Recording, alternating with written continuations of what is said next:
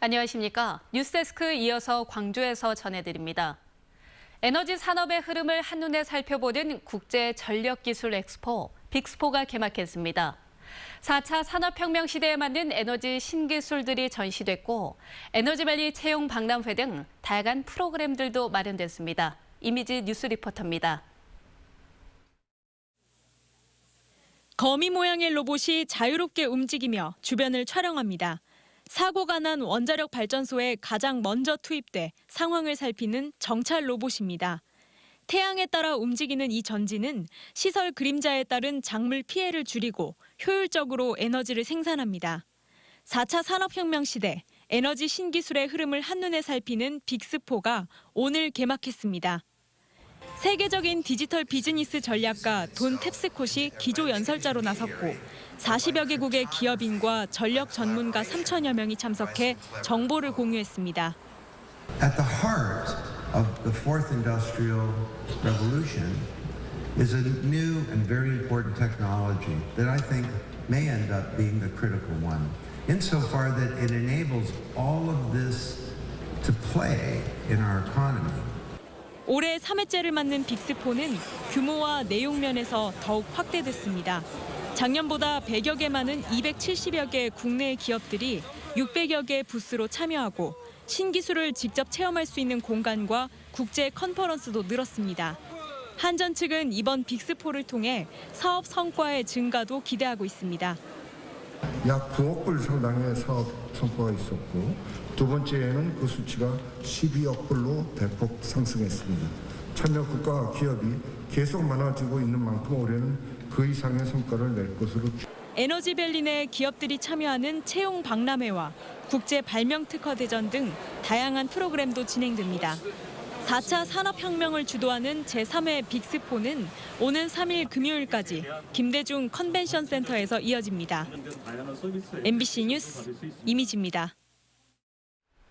에너지밸리 조성 사업의 추진 성과를 공유하는 5차 에너지밸리 위원회가 김대중 컨벤션 센터에서 열렸습니다. 에너지 4.0 시대를 선도하는 에너지밸리를 주제로 한 이번 회의에서는 그동안 추진해온 에너지밸리 조성 사업의 추진 성과와 함께 차세대 ESS 산업 생태계 조성과 광주 스마트 에너지 시티 조성 계획을 공유했습니다. 5.18 기념재단 등 5월 단체들이 옛 광주교도소 부지에서 안매장 발굴 사업과 관련한 사전 준비 작업을 벌였습니다. 안매장 발굴 실무진들은 옛 교도소 북측 담장 바깥쪽의 콘크리트 제거 방법과 시기 등을 논의한 뒤 발굴 계획과 일정 유골 수습, 그리고 감식 및 보존 방법 등도 점검했습니다. 콘크리트 제거나 굴착 등 본격적인 발굴 작업은 내부 논의를 거친 뒤 법무부 승인이 떨어지는 오는 3일 이후 들어가기로 했는데 유해 발굴 여부는 발굴 작업이 시작된 뒤 15일이나 20일 정도 걸릴 것으로 예상됩니다.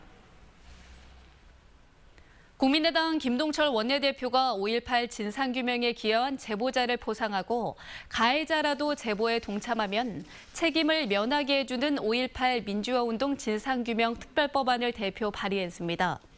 특별법안은 또 5.18 민주화운동 진상규명조사위원회를 구성하고 위원회의 직권조사권과 출석 요구권 등 진상규명을 위한 조사검증 권한을 부여하는 내용도 담고 있습니다.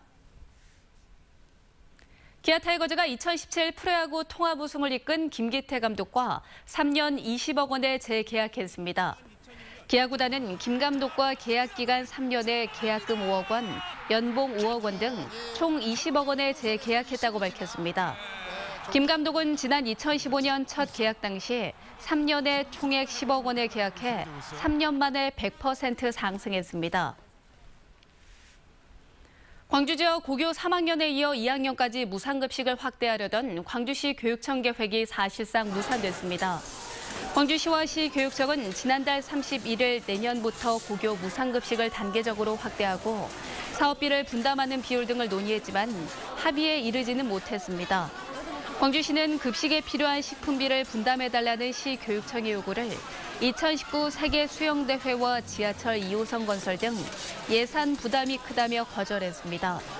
이에 따라 올해 처음으로 지원했던 고3 학생에 대한 무상급식도 내년에는 어렵게 됐습니다.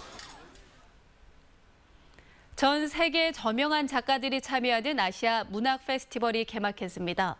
이번 축제는 오는 4일까지 국립아시아문화전당에서 열리는데 첫날인 오늘은 축제 위원장인 고은 시인과 노벨문학상 수상자 윌레 소잉카 등이 5.18 민주묘지를 방문해 의미를 더했습니다. 올해 처음으로 열리는 아시아 문학 페스티벌은 아시아의 역사적 순환과 상처를 광주에서 치유한다는 취지로 마련됐고 세계적인 문인들의 특별 강연과 고은 시인의 시 낭송 등이 펼쳐집니다.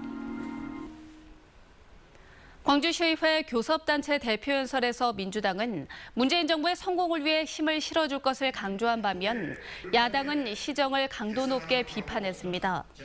조호섭 민주당 원내대표는 5.18 진상규명과 명예회복, 아동수당 국비지원 등 새 정부의 공약이 지켜질 수 있도록 문재인 정부에 힘을 실어달라고 말했습니다. 김민종 국민의당 원내대표는 소통 부재와 코드 인사 등 윤장열 시장의 시정 운영을 비판한 뒤 시민이 참여하는 광주형 개헌이 논의되도록 시민주도 개헌협의체 구성을 제안했습니다.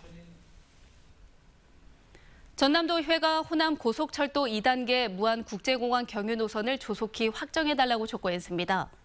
전남도의회는 오늘 성명을 통해 호남고속철 광주 송정 목포 구간은 예산이 많이 소요된다는 기획재정부의 근시안적 경제 논리로 진척이 더디다며 무안공항 경유를 반대한 채 기존선 개량을 고집해서는 안 된다고 주장했습니다. 또 국가 균형 발전 차원에서도 서남권 이용객 편의 도모, 혁신도시 경쟁력 강화, 그리고 무안공항 활성화를 위한 접근성 개선이 필수 조건이라며 무안공항 경유 노선 필요성을 호소했습니다.